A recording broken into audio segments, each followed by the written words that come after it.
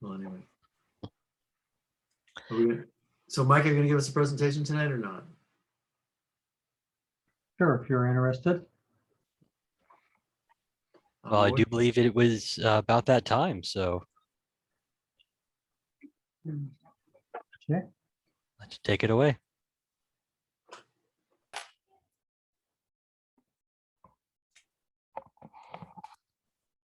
Do we have to rename them Calgon?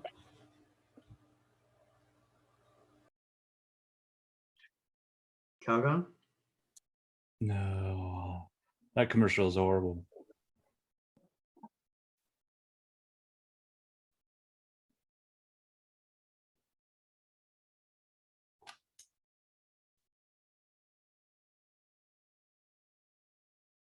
Okay, you should see a nice PowerPoint presentation. So I thought this is probably the right time of the year. Actually, I'm probably a little behind time, but I thought it'd be cool to talk about rust and crud, or crud and rust, whichever way you want to put it.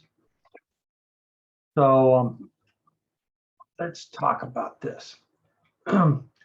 So now's a good time to do a little preventive maintenance. If you, if you have any kind of an antenna up, a tower, a wire antenna, a vertical, whatever you might have up there, mobile antennas, coax, you're going to have some kind of antenna, some kind of grounding system, something up in the air that I think we all know that our winters around here creates a lot of problems for mechanical connections between on your antennas. So this might be a good time to spend a little time with your antenna and kind of prevent some of the oxidation or clean some of the oxidation off of that. And we'll be looking at some of the things you want to look for and some ways you want to use to try and get rid of the problem. So when you look at your antenna and you see some hardware on it and it looks all rusted and dark and brown, you've probably got some problem there that you want to end up looking at. So here's some principles to help you remember some of the problems that we have with our antennas. So the main one that I think we've all learned real well is that RF travels on the skin of wire and aluminum. It always travels on the outer skin of it, doesn't travel on the inside of it. So almost everything in nature corrodes. We have a few exceptions. Chromium is one of the things that doesn't like chromium, and gold doesn't like corrosion. Now, silver is an extremely good conductor, but it's also a very, very easily corroded or oxidized conductor. So it'd be nice to have everything made out of gold because that's one of the perfect conductors and it doesn't oxidize and you don't have to worry about doing any maintenance on it. Unfortunately, it's a soft metal, very, very heavy and exceptionally expensive. So that's probably not going to work for at least for the majority of us. Okay, when metal ages, it oxidizes and becomes a poor conductor of electricity. So when you have all this, your RF traveling on the surface of your metal here, I mean, even like aluminum is really easily oxidized. You have all these little electrons that are trying to skirt along the surface of your aluminum there, and it's hitting all these holes and pockets of oxide, which oxides are a very, very poor conductor. So you have your electrons that are having a hard time making a path to try and produce your electromagnetic wave out there when you have aluminum that's highly oxidized. So stainless steel is a really cool product that we use extensively. And if you're not already familiar with stainless steel, this is probably a good time to get accustomed to it. So stainless steel is really steel that has chromium added. Chromium is the same thing. You remember I don't know, I think most of us are old enough to remember where bumpers on automobiles were actually made out of chrome. That was that bright, shiny product they put on top of steel that kept things from rusting, and it is almost like a mirror finish. So that was basically chromium. Now, unfortunately, chromium is not a good electrical conductor. So you have to think about how you're going to use the stainless steel fasteners where you're not going to end up using the stainless steel nuts and bolts to actually provide electrical path. It's okay for a short distance, but you sure don't want to go very far using a stainless steel fastener to take and conduct your electricity. So the bottom point there is stainless steel is really good at holding two conductors together. So if you have two pieces of aluminum that you want to conduct your RF through, it can clamp those two pieces of aluminum together and hold them there very, very nicely. And it's not going to rust, not going to oxidize. And later on, we'll see about what things look like and the problems about just using plain old steel type of fasteners. Real problems there. The key thing is, think about that, is that the very top bullet there, that RF travels on the skin of wire and aluminum. So even on your towers, even on your verticals that you put up, that electricity or that RF is going to travel on that outer thin part, the outer layer of those aluminum elements. If they're oxidized, actually aluminum, here's another thing, aluminum is relatively porous. You don't think of it being porous, but as far as a metal, it's really quite porous. And so that means that other impurities can get into that and embed themselves into that aluminum and also cause problems. So let's take a look at some of the problems that the corrosion will cause for you. So if you're running a kilowatt out there for a transmitter, you got a little corrosion on your antenna, the last 10, 15, 20 watts or even 100 watts, it's not going to be a big loss percentage wise. It's just not a big deal. Now, if you're running a lower power station, like let's say a 100 watt station, if you lose a few watts because of poor conductivity in some of your connections out there on your antenna, that extra couple watts or 3 or 4 or 5 watts, that can make a significant difference in you making the contact or not.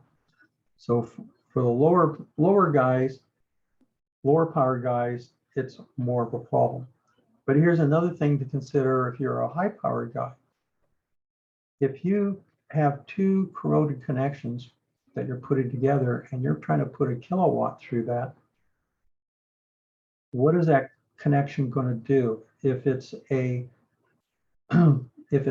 providing a higher resistance, that higher resistance is going to end up causing you to have RL loss, resistive loss in there. That resistive loss is going to be in the form of heat.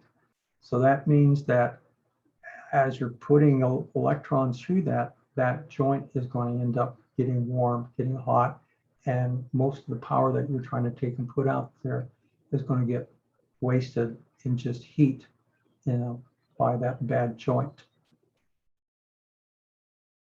So, in all of this, we like to be able to measure how much loss that we get from bad connections or things being corroded or oxidized. Unfortunately, there's not any really good way of doing it because a lot of times that corrosion changes how it looks or how it reacts based on temperature, based on moisture, based on a lot of variables out there. So you really don't have a good idea about, you're getting some losses, but you can't quantify it. You can't put it to a number. So if you see a problem there with the corrosion, you just need to deal with it. You're going to get some losses, but I can't give you a number on what you're going to lose for.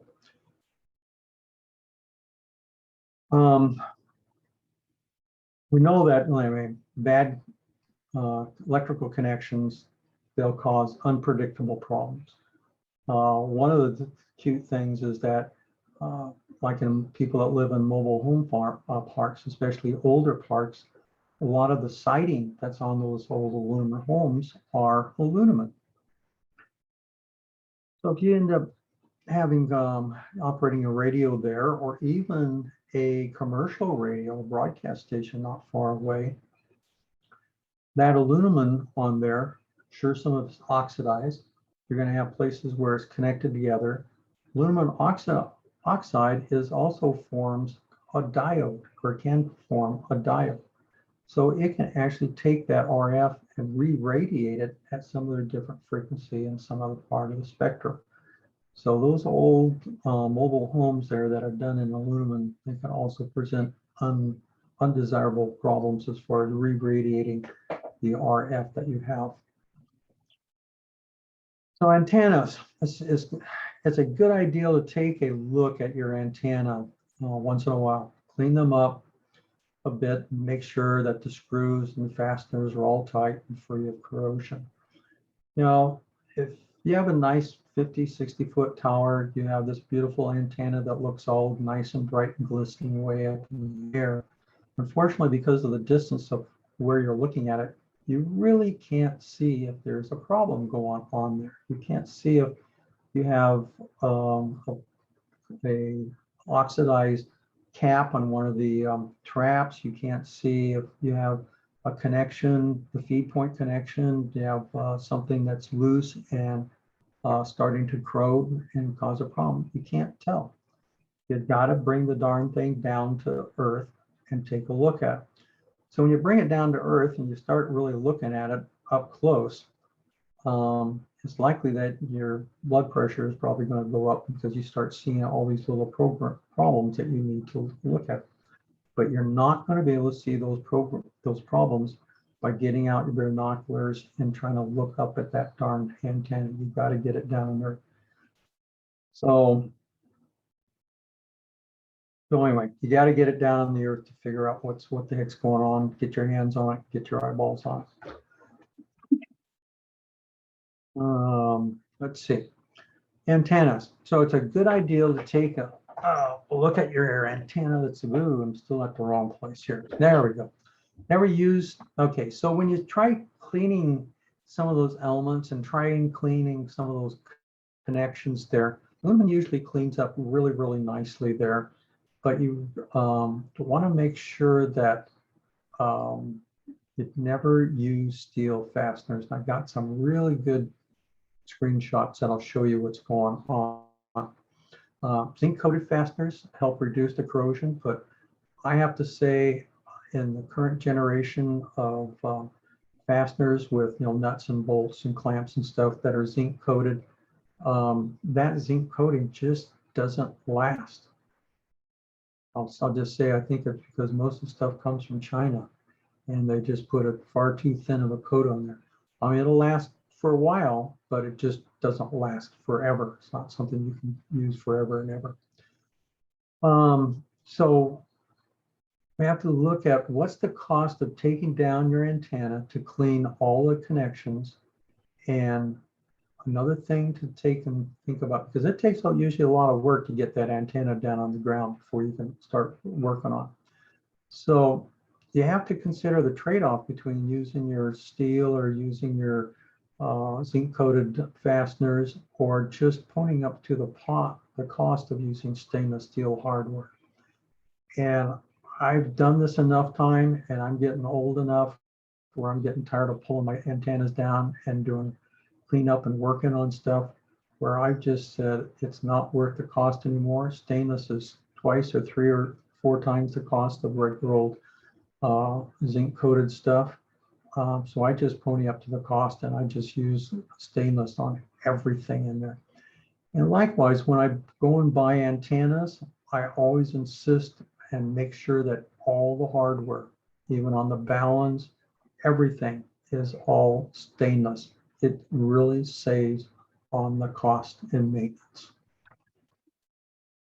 So let's look at this guy here. This is a feed point.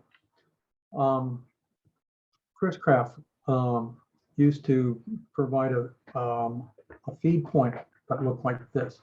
So basically they had a tube piece of insulating material. They shoved the two driven elements inside that tube, and they use nuts and bolts here, just a jam bolt to take and apply pressure onto that aluminum tubing.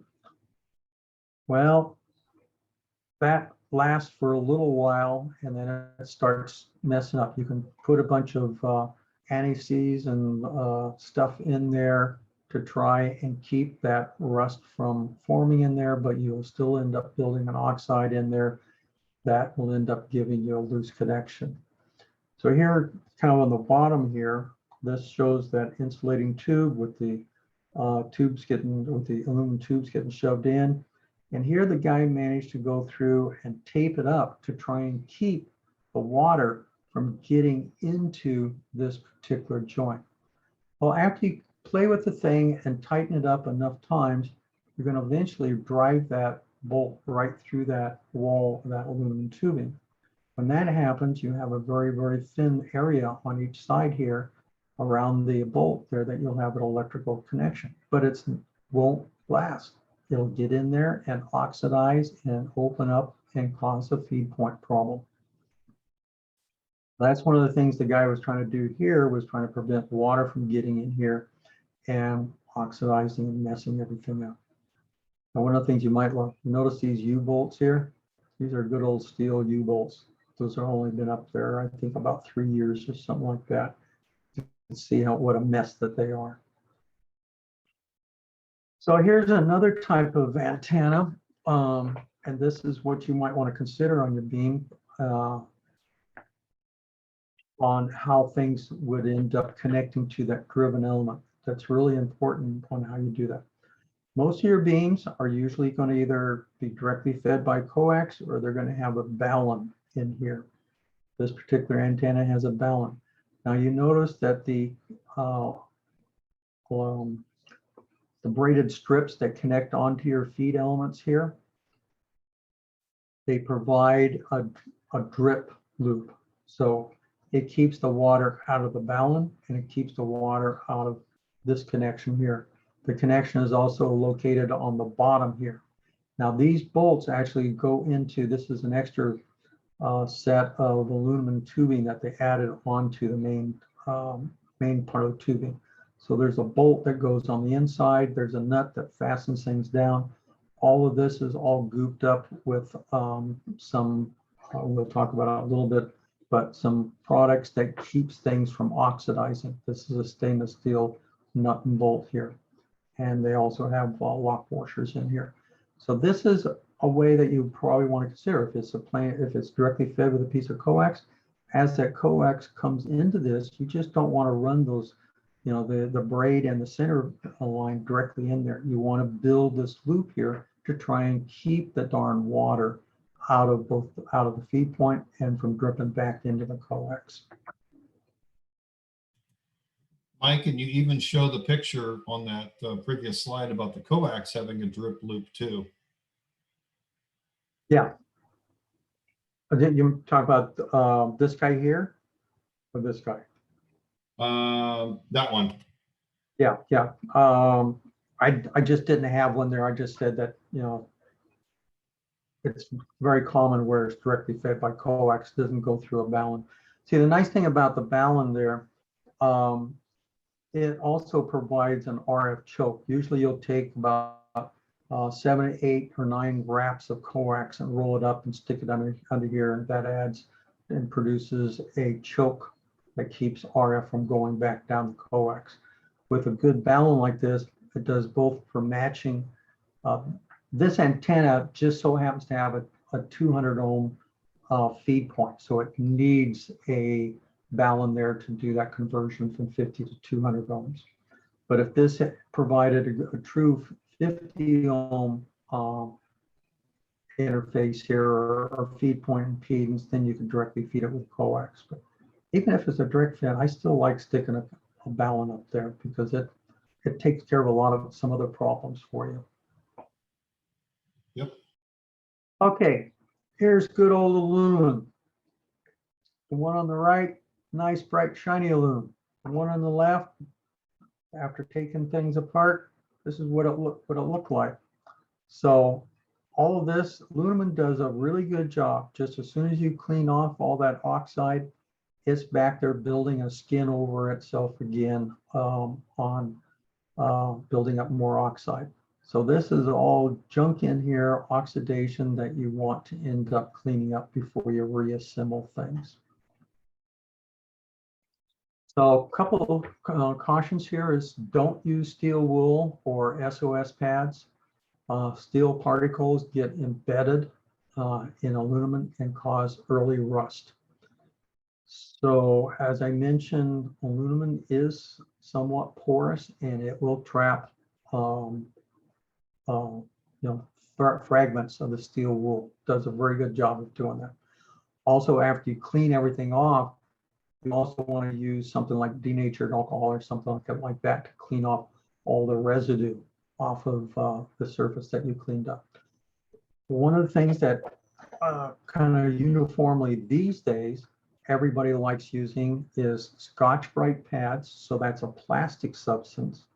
So it's not going to leave something behind that's going to oxidize. And also Dawn soap. Dawn soap does a really good job of removing our green scum that likes to grow on aluminum. So the Dawn soap, throw it in some hot water. So I want to wear some latex gloves, and then use the Scotch-Brite pads and use the scrubbing to clean up those connections on there. And just once you get the connections, you also want to end up cleaning up the rest of the antenna and clean all your green scum off of it. If you have something that's really a problem, I'm trying to get the oxide off there or the stain or something, use a stainless steel brush and that'll clean things up very, very nicely. And then you can go back over it with your Scotch-Brite and kind of smooth out any of the scratch marks that you might have left behind there. So one key thing, remember this, before you disassemble your antenna, make sure all parts are labeled. So you know that part A1 connects to part A2. You want to make sure everything is precisely labeled. There isn't any ambiguity. Everything all fits together. You know what the numbering system is. And make notes if you have to. If you think you might get confused, take pictures. But make sure everything gets labeled before you go pulling things apart. Otherwise, you'll never remember or never get it put back correctly. So another thing, clean aluminum will oxidize quickly. So I highly recommend do not go out there, clean up all the connections, let it set outside, and come back to it and start assembling next week. I really recommend that as you clean those connections up, when you get finished with it, wipe it off with some denatured alcohol and assemble them right then and there. Don't wait, otherwise you end up risking building up a little bit of oxidation on the aluminum. So here's the key thing is that when you reassemble any of your aluminum or any your electrical connections, use products like Pentrox, Noox.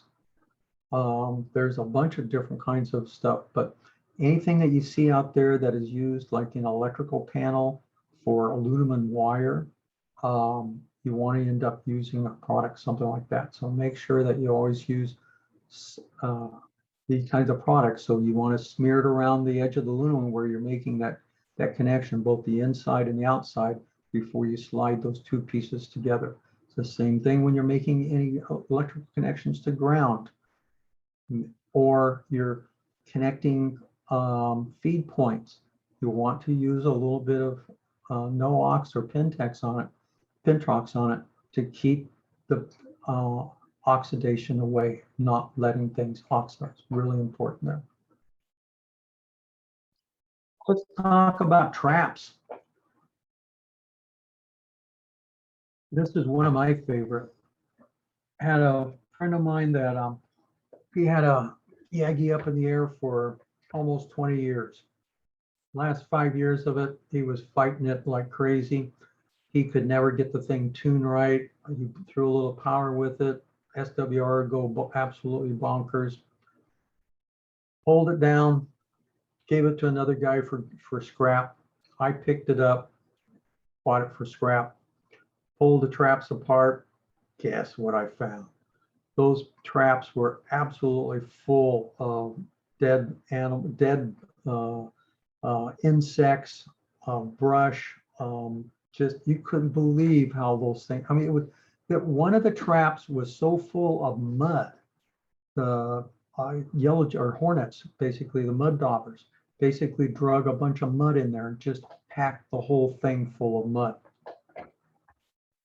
Well, I don't know, this guy here in the lower left, I don't know what happened here, but I think there were some seeds that got into it and those seeds germinated and the plant started growing. And so it basically consumed everything.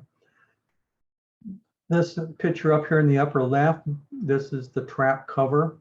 There's holes drilled in it. These are called weep holes. They're intended to let any moisture that condenses in there to take and either dry out or provides a path for water to flow out. These little weep holes provide ideal paths on allowing bugs to get in there, depending on the size. It's a really big trade-off between how big these darn weep holes are. You want them small enough to keep the bugs out, but when you make them real small, they get plugged up real easily. Here on the picture over on the right side, these are bugs that have basically got in there, pooped all over everything, built their nest, croaked and died, disintegrated, and left behind a whole lot of stuff that ends up basically shorting out your trap. And everybody knows what a trap is. That's a device that basically is a resonant device that blocks any RF from going on out the next driven element. So these are all, this one here is made out of aluminum conductors. There isn't any coating on it. So with all these little bug droppings on it, it's basically shorting out all these parts of the coil, just shorts them out. This guy down in the lower left-hand corner, here you have better spacing between the coil, and also all the coils are all covered in the varnish. Keeps the bugs from shorting out all of this mess here. So you have to take the trap covers off, and you have to go through there and clean all that garbage out. And here again, I don't know that you necessarily want to use a, you can probably use a stainless steel brush, but you might want to use a nylon brush to clean this stuff out. But it's got to get cleaned out or it's not going to end up working. So some of the consequences that you can end up with dirty traps and things are contaminated. And also, a lot of these traps, you can see this wire down the lower left-hand corner. That wire there normally goes into this lug. Actually, this top one shows the eyelet out there and the lug, and you can see where it's all corroded around there. So when that happens, you get high resistance. When you get high resistance, you get heat. And when you get heat, you're going to end up eventually melting stuff and getting flames and fire that comes out of it. So this shows right here when things get hot enough and you get enough resistance, things don't conduct very well, and your electricity will find the shortest path to the next thing to conduct.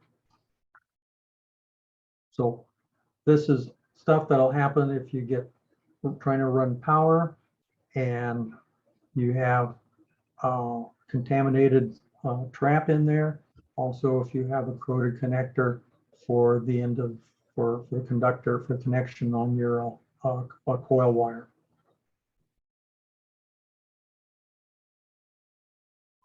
Okay, the number one guy that always eats your lunch is caps that goes on the end of your traps. Those things tend to basically have a lifespan of about 10 years, and then you have to replace them. You can always go back to the manufacturer Tell them what you want as far as trap covers, but you got to pull the antenna down, pull it apart, replace those darn covers. But once those trap covers go, that just lets everything go into that trap, and your trap will end up dying. It will croak. It'll burn up. So watch out for these guys. If you have your antenna down, you're looking at it, you see even a minimal amount of cracking or any kind of weathering, just don't think about it twice. Just replace the darn trap covers. It'll save you. It'll give you another 10 years of life rather than 2 years out having the thing burn up on you. Now here's some other cute ones. Let's take the one up in the upper left-hand corner. Chris Craft used to use steel clamps on their connections.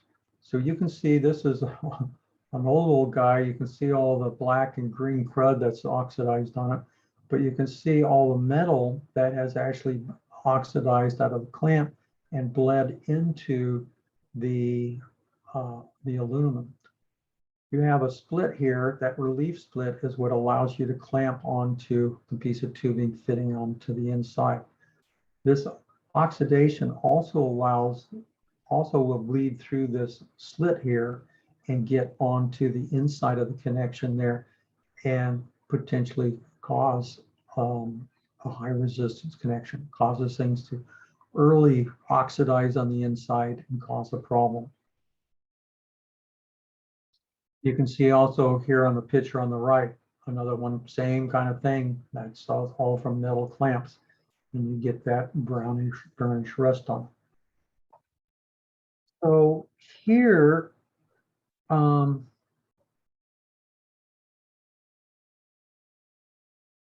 okay, this is the driven element. So this is where a U-bolt set across a metal U-bolt. So you really want all your elements all to be at the same potential. And those U-bolts provides a clamp that is supposed to keep all your elements at that same kind of ground potential. So if you're using steel clamps, look over on the right side here. This is these are U-bolts there. You can look and see, I don't know how well this is coming across, but you can see all the oxidation on this guy. And then you can imagine the oxide underneath this U-bolt between that and the tubing here. You're not going to have a good solid connection there. That's going to end up causing you a problem. Your elements are not going to get the right same potential, and you're not going to get the kind of radiation that you expect out of it. So when you do take it apart and clean it off, you're going to have to get in there with a steel brush in order to dig out all of that steel oxidation to get down to good solid aluminum again to get the good connection on there. Aren't these some good gnarly pictures? Okay, so here's an axiom here. Hardware does not improve over time. Hardware only goes bad over time. Replace all corroded, rusty, or marginal hardware. Just don't think twice about it. If you don't replace the stuff, you're going to be bit, and a couple of years down the road is going to be a problem. Rubber trap boots and caps that go on the end of the element that keeps the water from filling up the inside.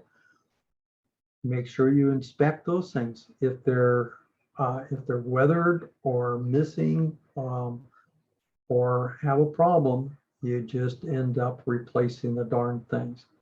This is all good insurance. If you do, you pay for it now, or you'll pay twice as much later on by this antenna crapping out on you when you don't want it to. So let's look at balance. Balance is one thing that I've continued to have problems with, and trying to get them sealed up well. And then also trying to select the right size weep hole. If you have a weep hole too big, you end up with something that looks like this top picture where bugs get inside, especially spiders, They set up their nest, they set up all this webbing. Other animals come in, they get killed by the spiders. And then you have this constant problem about all these dead carcasses setting all over your electrical wiring, shorting everything out and causing a big mess. One time I had a trap that had kind of a larger hole. I mean, it's like almost about a 1/4 inch hole. And after 2 years, the thing, anytime I ran power, that trap would just crap out on me. I pulled it down, and there I had a 4x4 by 1.5 inch deep box that was almost completely filled with mud, So those darn mud dauber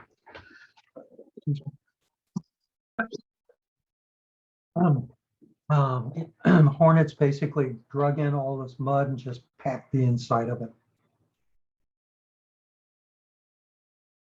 So I do not like completely sealed or balance that you can't pull apart. This one here had to get cut apart. But I like the ones that have the lip covers on them, 4 screws, you open it up and you can get in and service those and clean out all the dead critters and see what's going on. I had one that was actually went bad, and the PL 239 connector, I noticed the back end of it being black. I pulled the coax, looked in the coax, and the coax connector, the center conductor, was halfway melted off of that thing, so I had to get replaced. Okay, grounding. Grounding is always left out in the weather. It's always out, it's down next to the ground. You got crawly critters, you got all kinds of mud and gunk and stuff on it. So whenever you go and put together things on a grounding rod, this one here is pretty overdone, but make sure the clamp, the rod, the wire that you're going to connect on there, all of that is bright, shiny, clean copper. You don't want the dull brown stuff. You want it bright, clean copper. And then use some of that Pentrox, Noox grease, put around it to try and preserve it, and then clamp it down. But you I've seen too many times where guys just shove a wire under that, clamp it, and forget it. And 5 years later, he's out there trying to figure out why things are going nuts on him. It's because he doesn't have a good ground, and because he didn't treat the thing correctly when he first put it in. But these guys need to be pulled apart every once in a while too. You know, depending on conditions and where you're at, you might want to have to pull apart every 5 years, check all the ground connections, get in there with a wire brush, clean things up, and put it back together. Here's a real cute one. This was actually off of an automobile, but this was a ground connection back to, I don't remember, it's an excavator or something like that. So you can see it was all greasy, all corroded and stuff like that. They couldn't get the darn thing started. Some of the lights and equipment wasn't working on the excavator. And so the guy pulled it all apart, put in a bright, shiny, cleaned everything right down to the metal. You can see how well he cleaned it. And you can see kind of the crust here of all the rust and debris he had to pull off of it. But he got a good connection. I don't see where he put any Noox on the darn thing, but it looks like he used stainless steel hardware. So grounding, clean all surface before assembling. Make absolutely that you have bright, shiny copper colors shown. Make sure you use a conductive lube like Pentrox, Noox to prevent any oxidation. So wire antennas. You know, we don't think about wire antennas would be a big deal, but check connections at feed points and balance. Ropes, check your ropes and pulleys. I've had one pulley fail on me, and that was because the center rod in that basically wore out that held the pulley in place. So all the pulleys that I use these days all have replaceable 1/4 inch rods on the inside of that. So if I get any wear, also they're bearing type pulleys. So if I have any wear or anything, I have replaceable parts that I can put back in there and fix the problem. So yeah, ropes and pulleys, they don't have a finite life. They wear out and they have to be replaced, and that's just, you get accustomed to it. Generally, insulators at the end of the wire, I don't think I've ever had to replace one of those things.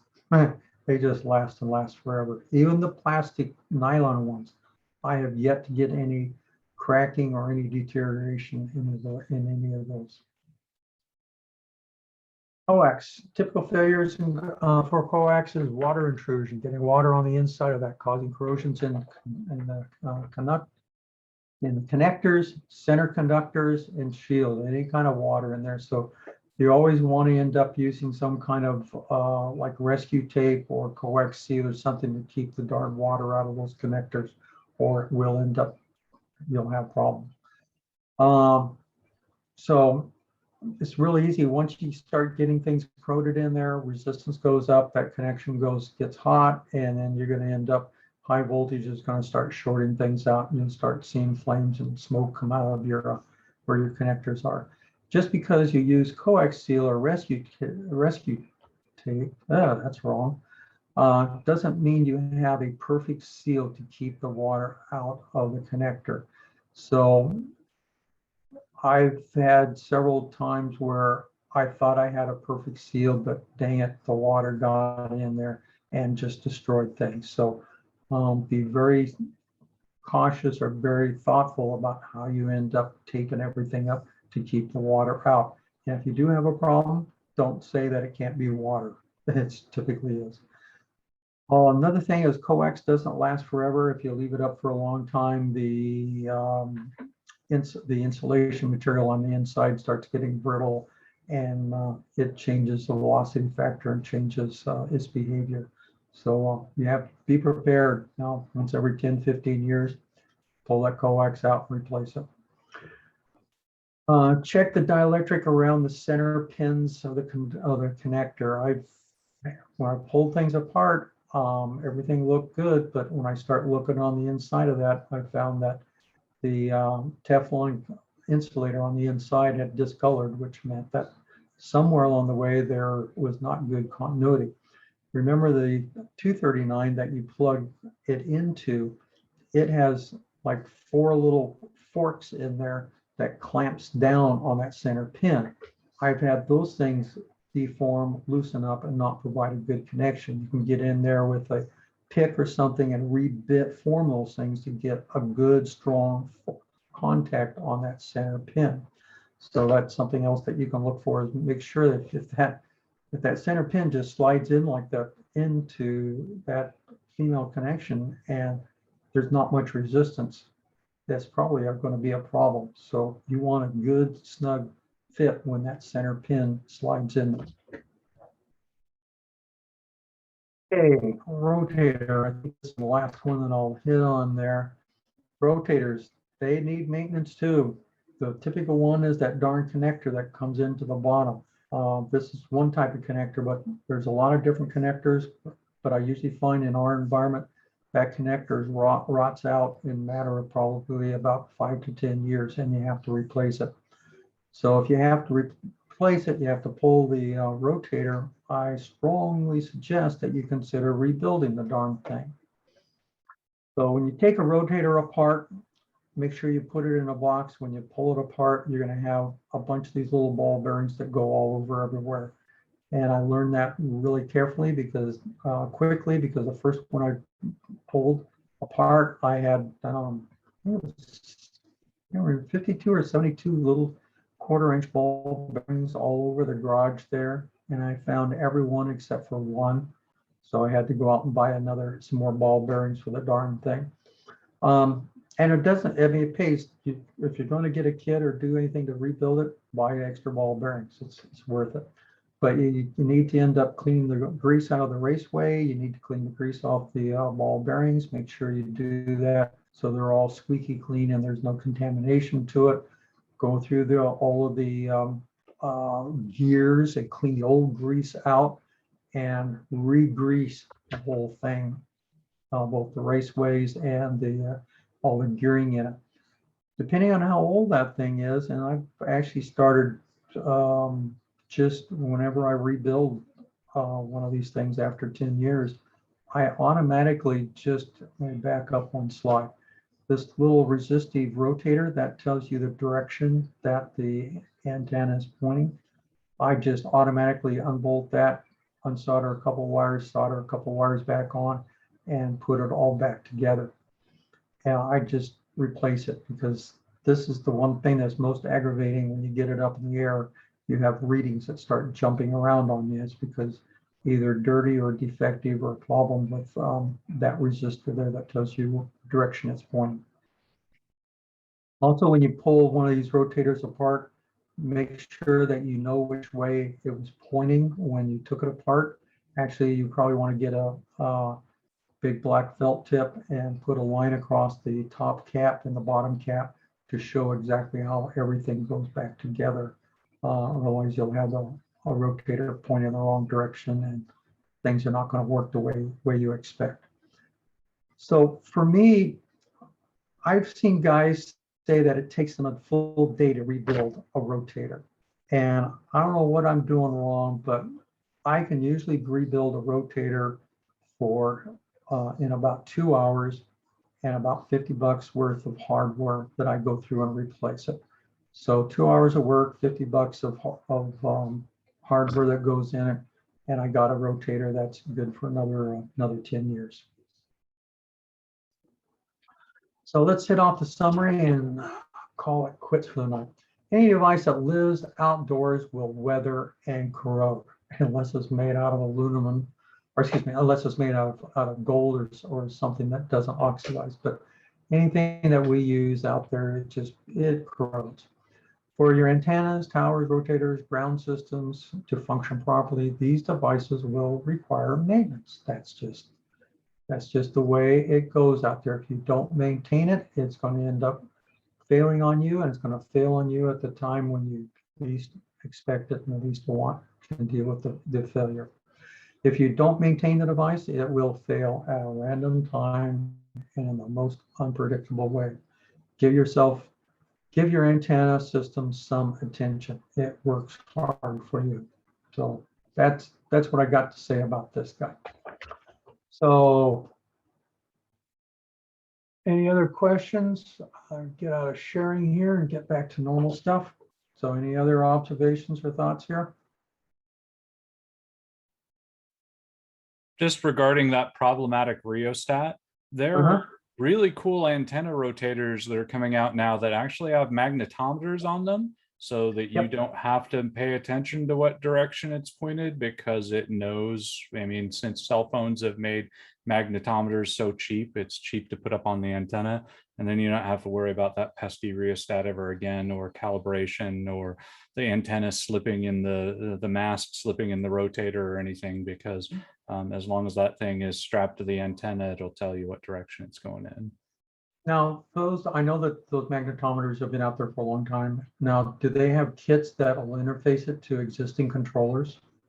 The one that I'm looking at is, and I've talked to some folks about it, there's one that you can buy for like under $100 that's designed to hook up to the Rotator Genius, which is by 403A, but all it is an RS-422 connection, and apparently it's pretty easy to use. You just send voltage and suck serial off of it. So yep, yeah, that's what I've seen too. I've been watching for kits to convert that to what the old style Yaesu type of controllers would like, but I haven't seen anything.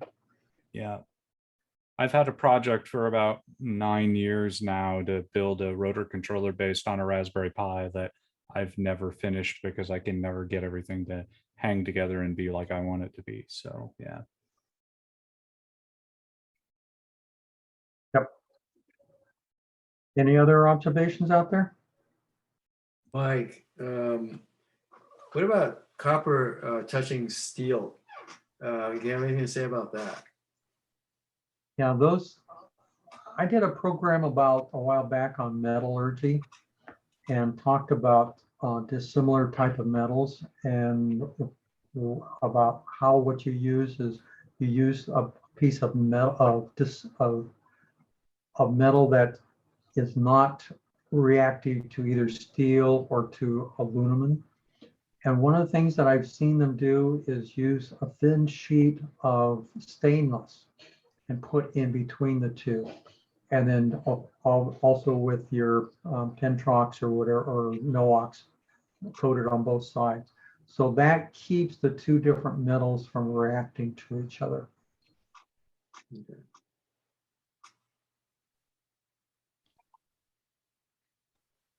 So I've seen a fun one where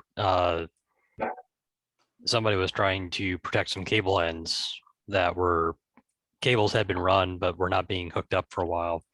So they realized that rain was coming in and to get water inside the coax was a bad thing. So they quickly went to whatever they could find quickly and easy to protect the cable ends from the water. And their solution was to duct tape some latex gloves over the end of the cables. And they came back a little while later to realize that latex is a natural biodegradable product, and that had ended up cleaning the gunk off of the latex gunk off of the cable ends was probably more work than drying out the coax. Yep.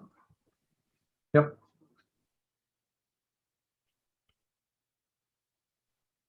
Anything else, or otherwise I think I'm done. Thank you. I think it was very helpful, especially the Okay. grounding system. Yeah, no, and it's you either, I just run into it all the time. If I leave things sitting around until I run it till it fails at the wrong time. Right. So it's worth doing a little extra maintenance. You know, maybe I don't want to hold everybody up here, but just on the dissimilar metals in the grounding and your grounding system, which is all copper. First of all, two questions. One, those ground clamps, those are brass, I think, aren't they? They're brass. So Copper. brass is a combination of tin and copper. Copper, right? So it's going to be They're similar metals. right? So it will not create a galvanic cell. But you know, they sell the cheapo ground rod, which is galvanized steel, and I think some people might be tempted to use that. It's a little bit cheaper than the copper plated steel. A lot cheaper. Yeah, well, I mean, it's not worth it, obviously, for serious grounding issues. But if one does use that, they're going to be having a lot of trouble with that. But the electrician, yeah, there is a lot. I have to say that I keep seeing is that there's still steel rods with the plating. They actually plate that steel with copper, and it's just like with our copper cladded wire. That stuff stays up in the air for a long time. It doesn't fall apart. It doesn't produce a galvanic operation there. So I don't know exactly what the process is, what they use for doing that plating and how they neutralize that galvanic effect. But somehow they've managed to get that to work, because the vast majority of the ground rods that get put into the ground are all steel ground rods that are copper cladded. yeah, right. Well, they use nickel, usually a pre-layer of nickel or something. There like you go. Yep. Mm-hmm. Yep. So you use something else in between there that is friendly to both elements, the steel and the copper.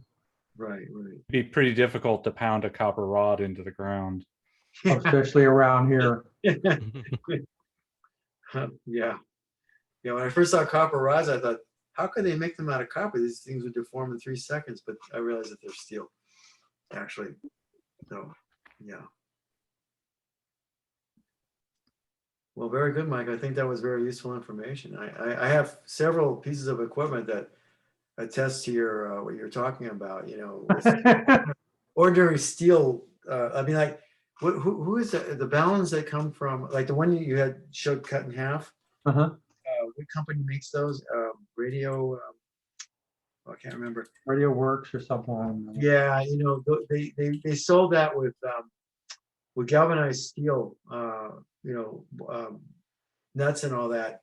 that you're supposed to, and washers that you're supposed to use to attach the wire from your dipole or whatever, wire antenna you're using to the balun. And, I had that thing up for about over the winter, and I took it down and the thing was completely rusted out.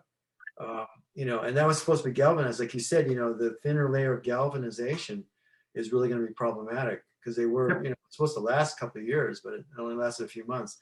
So, we've run across this issue with the tower, because we are supposed to buy the bolts to connect the tower sections together, and it has to be a certain degree, a certain amount of galvanization on those bolts. So if you go to, say, Home Depot and buy their bolts, forget about it. You'll be out really, sorry you did. So you have to, you can get better made, American made bolts, I guess, or anything but Chinese made. It's better just to buy the bolt kits from Roan. They're not really that much more expensive, and you get all the bolts you need to bolt two sections together. That's exactly what we're doing. Yeah, just get their stuff. Exactly. Thanks, Emily. That's exactly what. That's the best advice. True. But it just shows you the problem with cheapo parts. Well, and I would emphasize that if you're spending all the cash to pour throw rebar in a hole and pour concrete down there and buy tower segments and stuff, the last thing you want to cheap out on is a bunch of bolts that really are a small percentage of your entire outlay for that tower, not including any of the metal that you're going to put on top of it or bolt at the side of it or anything. Absolutely, yeah.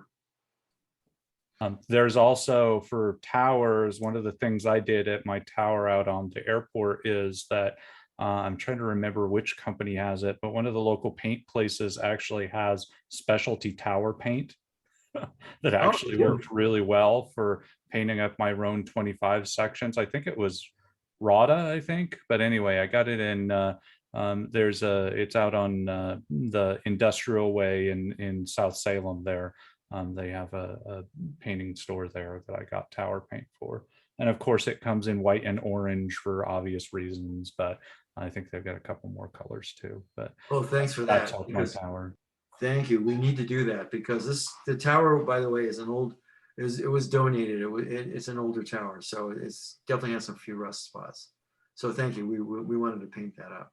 Well, and if you've got rust spots on it, you can actually get them regalvanized as well by a place where I'd have to ask some of my friends where they've got it done, but you can regalvanize tower segments and they'll hot dip them again for you and renew the whole coating. And if you're going to put it up in the air, it's well worth doing that before you do so. Oh, okay. Yeah, there's a whole string of, like, if all it needs is touch-up work, there's some really good sprays that are galvanized. I can't remember them. The cold dip galvanized paint. Yeah. And it comes in either a brush or spray. And that works out. I use some of that stuff on my tower to touch up a few wear places when it got transported. And I have had zero bleed through on any of that. Really worked good. I also use that on L brackets. I made some L brackets in order to bolt some antennas to the side of the tower to make some homemade brackets. And I used that for those. I took a grinder and ground off the oxidization that, is on the outside of the steel and then cold galvanized it with that. And these have held up on the tower pretty well. Where is your tower? It's at the airport. Doesn't have anything really important on it now, but it used to have both of the D-Star repeater antennas and things on it now. It's been up there for about 10 years and it's doing pretty well overall. The other thing about painting it is they make like a painting mitt that's really nice so that you can just dip your mitt in the bucket and then, go around the tower like that, since there's a whole bunch of round tower legs and Z segments in there that, are difficult to paint with a brush. So they just make a mitt that you can use that makes that process a little easier. Make sure you work from the top down. Okay. Yeah, that's true. I purchased a used crush cap antenna, and one of the traps was about half full of grass and insect bodies. And I think it was because one of the end caps had come off the elements. The the caps on the traps were okay, but and I don't think they got in through the drain holes because they're relatively small. They were only about 1/8 of an inch. Yep, and it sure messed up the day for all that trap, didn't it?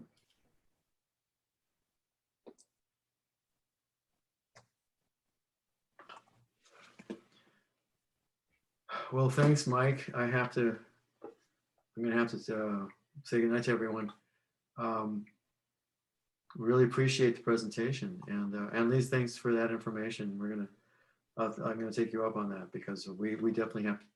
I think hot tipping right now is out of the question because of the expense of even transporting the sections over to where it needs to go. So I think cold dipping, if that's what you want to call it, will be the best approach. It isn't. It's just a few spots here and there. Yeah, I mean, this is good for touch up. Yeah. The other thing I can offer you is doesn't really have to do with corrosion. Well, it kind of does. If you have not gotten coax for that thing yet, come talk to me. I'm swimming in 3/8 inch heliax right now. Really? I have a bunch of lengths, and 3/8 inch is kind of nice because you can use standard PL 259s that fit on RG8 size coax on 3/8 inch hard line if you do it right. And I would be willing to donate some of that for a good cause. So Thank you. ping me offline. I'm nh6z at nh6z.net. So Okay. and I'm happy to hook you up. Thank you. I'll be in touch. Okay, everybody. I'll say goodnight. I better Good seeing go. you. Good seeing you too, Drew. I'll be in touch with you. All right. Yes. And say hi to Pam for me. And say hi to Carol. Yep. Long time. All right. Glad you guys are doing well. Talk to you soon. Bye-bye. Bye, Scott. Bye. We'll see you guys. I'm checking out too. Have a good night, all. Take care.